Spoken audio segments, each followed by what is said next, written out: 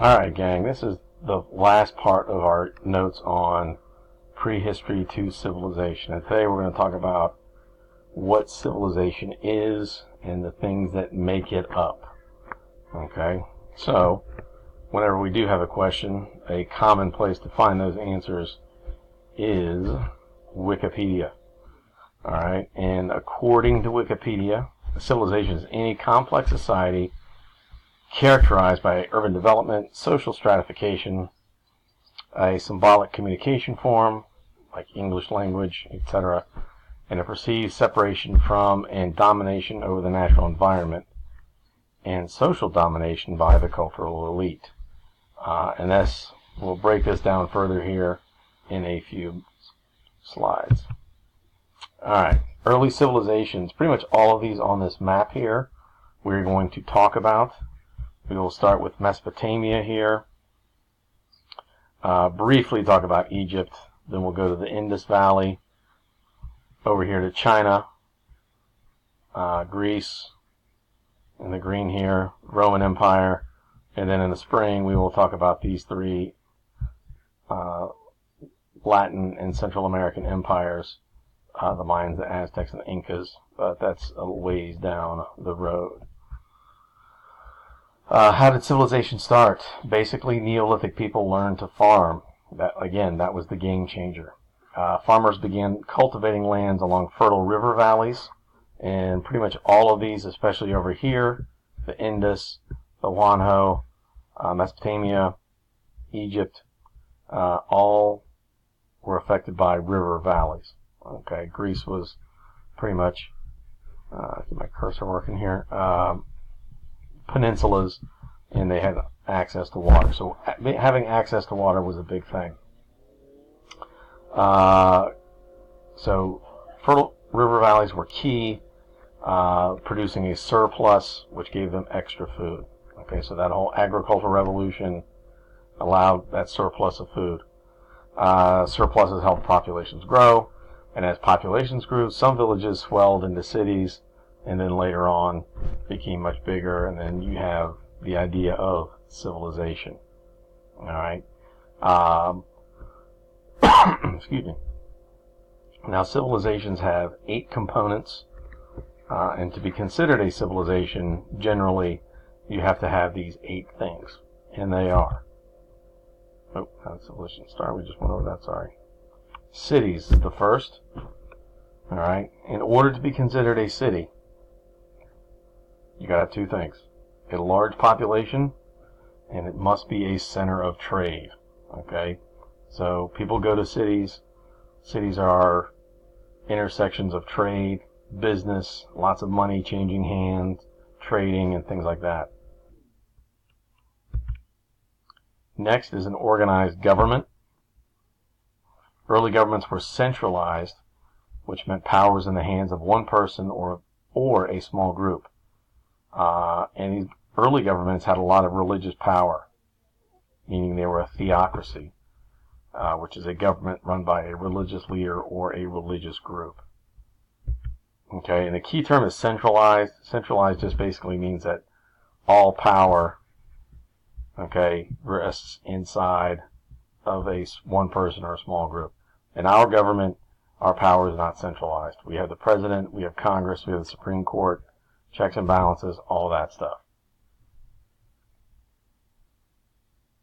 Next, complex religions. In early societies, priests had a lot of power because they were seen as the only ones that could communicate with the gods.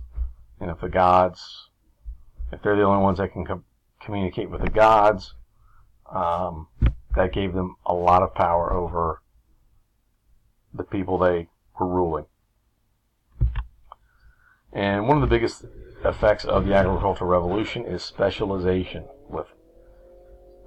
If you have a small group of people that could farm, what does everybody else do?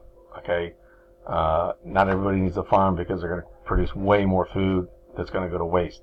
So people became woodworkers, blacksmiths, working with metals. You had people who learned and developed languages called scribes. You had people that worked with metals, potters, weavers, artisans and things like that. So specialization was a key outgrowth of the agricultural revolution. Some people developed special skills, which allowed the rigid class systems to develop. Okay, some skills were seen as more important, and they were more valuable to civilizations. Farmers, okay, did require some skill, but in terms of the difference between someone who can write and read and a farmer, there was a difference. Okay. Writing. Okay, you must have a system of writing so that people can record business transactions, write laws. Priests can record rituals and the use of calendars. Okay, so all these things were record-keeping devices. Okay, calendars. Here, this might, on this tablet here, this might show business transactions between, let's say, a farmer and a potter or a blacksmith or something like that, or if people traded things. And again, writing down laws, rituals, mythology, the stories, the pastimes, and things like that. Social classes. In the ancient world, social classes were rigid, meaning very strict. Okay, if you were born poor, you pretty much stayed poor.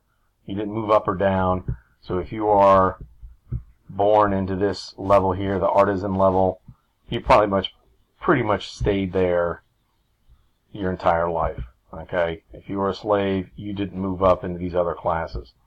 It's a lot easier to move down than it is to move up. Okay, if you did something, like if you were a soldier and you did something to dishonor the pharaoh or the government, they could say, hey, they could take everything from you and drop you down to here. Okay, so strict social classes, rigid social classes, people kind of stayed where they were. And you also had the idea that some things were more valuable, some jobs and skills were more valuable than others. Okay, anybody could farm, but not everybody could be a tough soldier. Not everybody could be a scribe. Not everybody had artistic abilities, etc.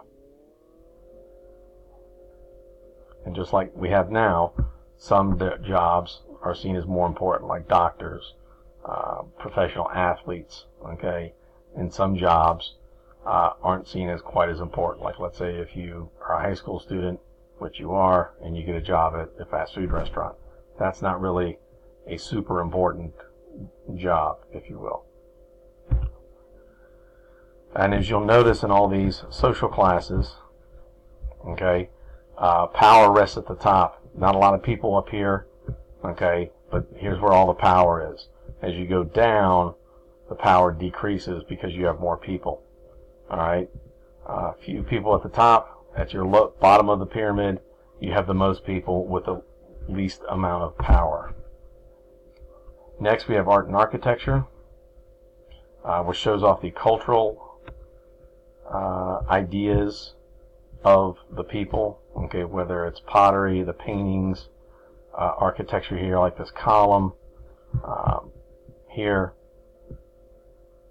you got this Aztec Mayan pyramid, and then obviously you have the Egyptian pyramids.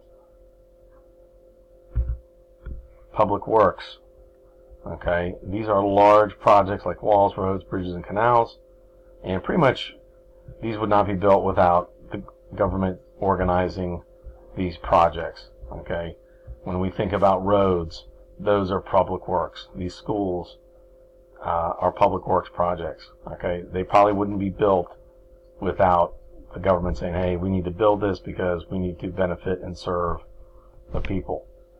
Okay, so the government's pretty much organized and paid for these projects. Another way of saying public works is infrastructure.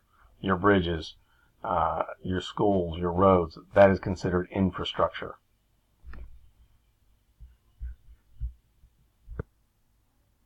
Alright, and here we have just a quick table of the features: cities, organized governments, religion, specialization, social classes, arts and architecture, public works, and writing.